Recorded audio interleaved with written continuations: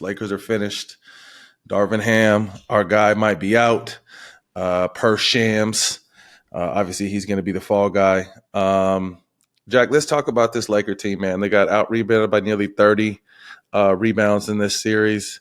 Rondo mentioned on our show a while back, the recipe to being able to beat these guys was, kind of having that really big front line that you could throw different looks at Jokic.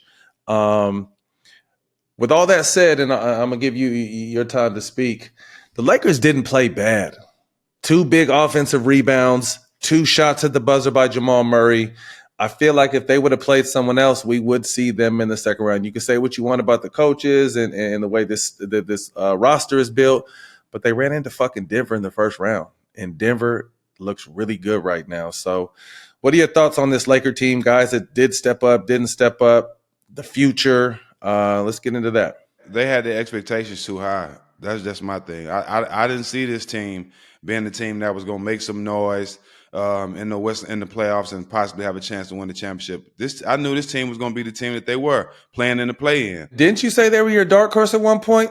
I swear you did, because I said I wasn't mad at it. No. I probably did, but I didn't say the team that was going to win the championship. I said the team that could make some noise. Yeah, I definitely just think fucking with Denver. Go ahead. Yeah, but my expectations for them being the championship team wasn't high at all. You know what I'm saying? Mm-hmm. I saw the roster they had, and I knew Bron was going to have to be Bron that he was when he had the series against Golden State, when he was having the 40-point triple doubles and on the road at Golden State. He was going to have to be that Bron. I know that he did. I know that Bron wasn't going to come back in that arena. You know what I'm saying? But Bron still was great. You know what I'm saying? He still was putting up Hall of Fame numbers. But he needed help. AD played well, bro, but they just I think the expectations of this team was just too high. Even with them playing as well as they did play, Matt, they still was in the play-in. They still got beat in the first round. So that let you know that team was not good enough. The expectation was too high.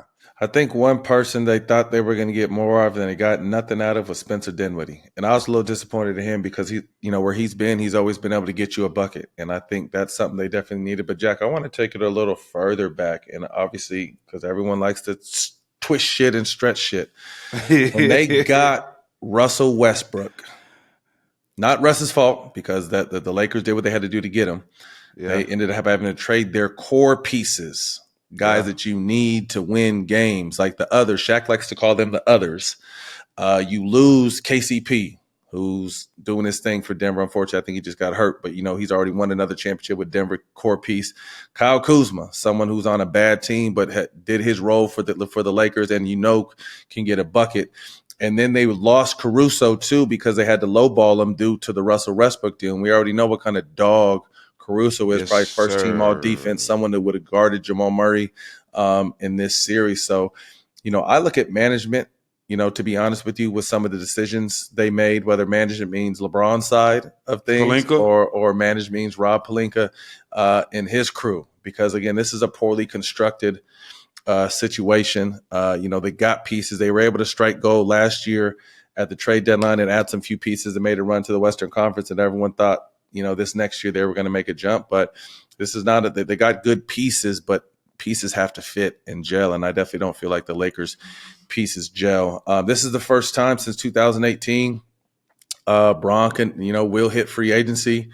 There's talks that the Lakers want to draft his son, in the second round and possibly keep them there.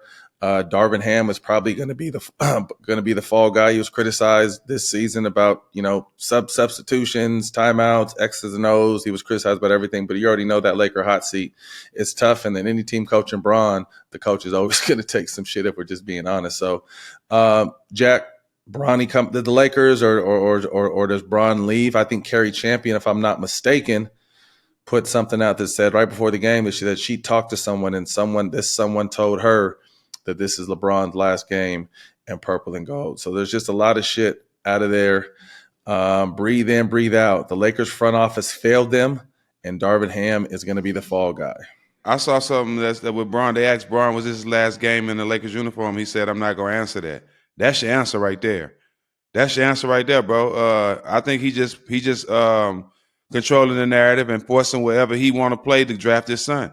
He said he wanted to play with his son. He has nothing else to gain or to prove in the game of basketball no more. I think anything that he does at this point or wherever he goes is strictly off him wanting to be with his son and guide his son and be a mentor to his son, or be able to say he played in the NBA with his son, because we know he said that before. So whatever Bron do, we going to follow, we going to support. If it's his last game in a Lakers uniform, which I do think, because they're not gonna get no better. I don't see nobody going over there. I don't know what they're gonna do to make them all of a sudden jump to the top of the Western Conference again at their ages. So just make the move, go play with your son, and do what's best. But he's not gonna say nothing until he knows that he's in a situation where he control where his son can be with him. Darvin Ham, he most likely is done. I'm sure there's some things he would have changed in this process of thing. But you remember when we talked to him, man, that there's no hotter seat in professional sports than the Lakers. And then on top of that, having Bron on that team, I mean, that's every day you're the topic of discussion. So, we wish him well. And if it was his last game, we hope he's able to land on his feet. Again, it's one the Lakers, to LeBron. So it's hard to kind of really judge a coach under those circumstances.